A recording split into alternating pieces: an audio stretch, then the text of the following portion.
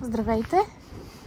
Ето ни пак на село. Този път сме тръгнали за вода, да налеем вода от една чешма. Ето вижте, какво носим отзад. Една количка импровизирана на Дедо Бошко количка там. Да им сипаме вода да си имат за през седмицата. Те си наливат от тази чешма, за която сме тръгнали, към която сме тръгнали, си наливат вода. И не само те, а цялото село и околността дори. Даже от Перник идват. Да. Понякога има големи опашки, сега още не знаем.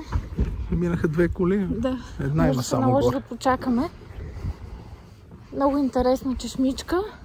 А долу при нашата градина има още една чешма. После ще покажем нея. А даже в центъра на селото има още една чешма. Значи има 3 чешми, но тази е популярната, всички наливат от тук. Да. Теж. Добрахме се, да, ама. Да, ето е чешмичката, водичката. Много е свежа, студена. Обикновено има големи опашки. И сега малко почакахме, но при предишния опит, който се опитахме да наливаме вода, беше много голяма опашката. Часове наред се чака. Водата е много странна. Чешмата на смуста се казва соленит. И водата, като я пиете, имате едно усещане такова, че има лек вкус, лек солен привкус. Много хора я харесват. Други твърдят, че е лековита, помага им за черен дроб, за бял, за корен. На мен много не ми харесва вкуса. И на мен, аз не мога да пия тази вода. Нали сме с софийската чешмяна вода. Преди малко господин си натовари 20 на тури по 10 литра вода. Той каза, че там като е носена някъде да изследват състава на водата, и си казали, че по някои показатели е по-добре от горнобанската.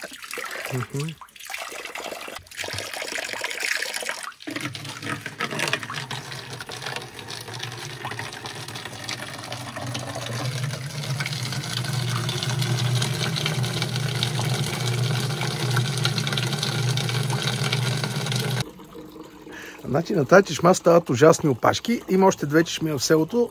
Ще се спуснем след малко до средната чешма, до която никой не налива вода. Сега питахме един човек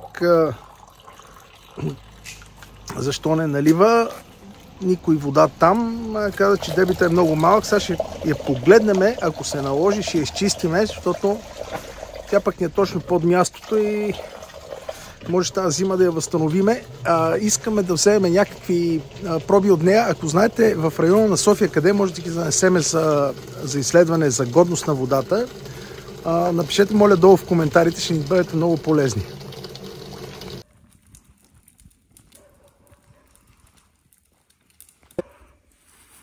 Това е долната чешма.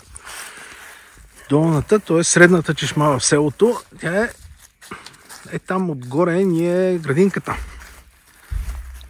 Я да видим какво се случва тук и защо никой не иска тук да налива вода, па на горната става лудница.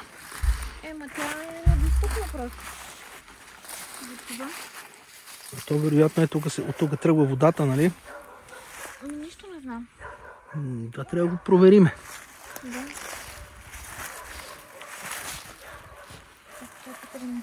Да. Ако успеем обаче да я... Ние ще успеем да я прокараме някакси, да я прочистиме и да облагородиме тук малко, изрежеме храстите и тази чешмичка си стане съвсем използваема, само трябва да изследваме, както ви казах, водата.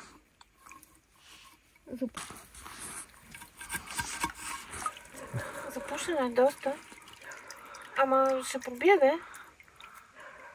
Трябва да се прочисти по някакъв начин. Вероятно има мъхове и навътре. Ето е чешмичката. Моето детство тук беше доста...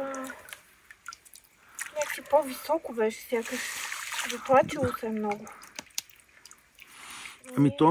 В този вид не може да се налива вода. Ние трябва да изкопаем и тук... Може да трябва да се повдигне. Да махнем това блато. Да знам дали ще успеем да я повдигнем. Виж тук какво става. Някакви хубава растителност.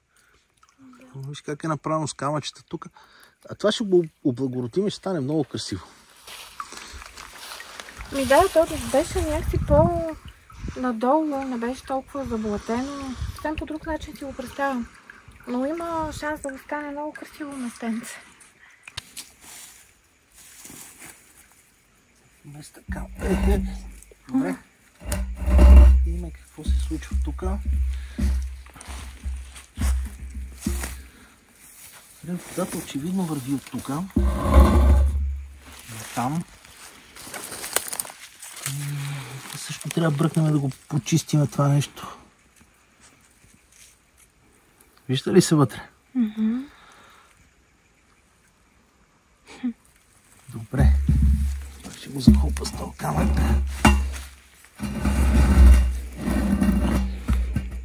Като крали Марко си. Като крали Марко. Да, като вместо големите камъни. Да. И тук има какво да се желае. Като почистване има едно мостче. От пътя има една пътечка, даже я ме снимай тук по пътечката, как да е почистим и хубаво. Да, за да разберем къде е тая пътечка, защото само ти си я знаеш. А? И тая пътечка тива направо към нашата градина.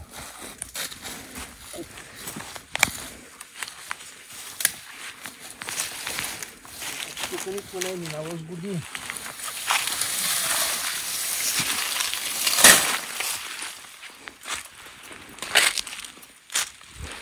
Така е там нашата градина. Това са ни балите с слама, колата.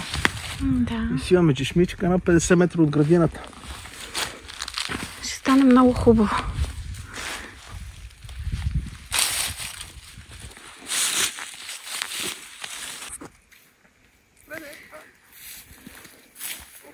Много кратко клипче стана тук за чешмата, ама ще покажем как я оправяме.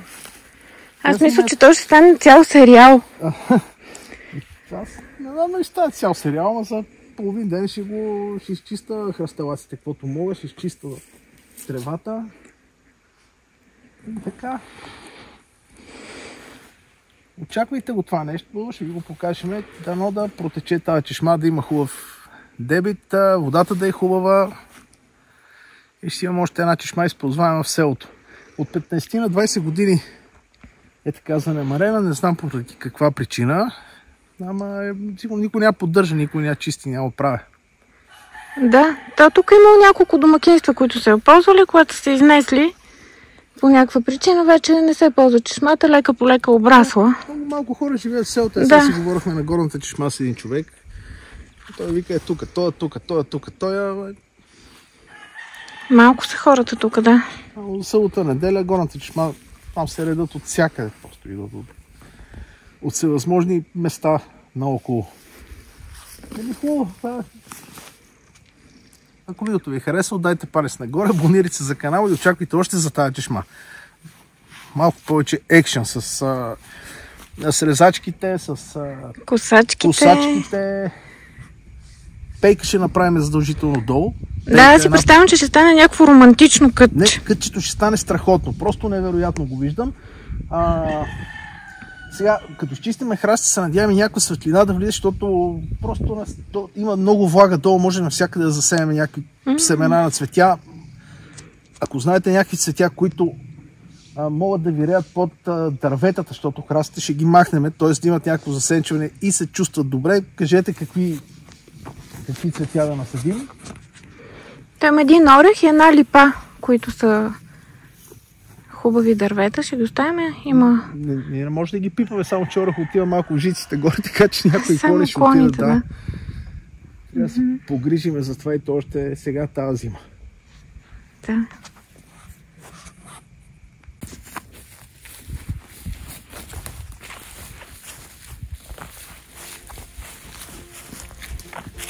Да не се прибиеш тук. Мало мушки. Чао! Чао, да, става. Да. Отиваме да разглеждаме още в чешмичката какво се случва. Продължение. Да.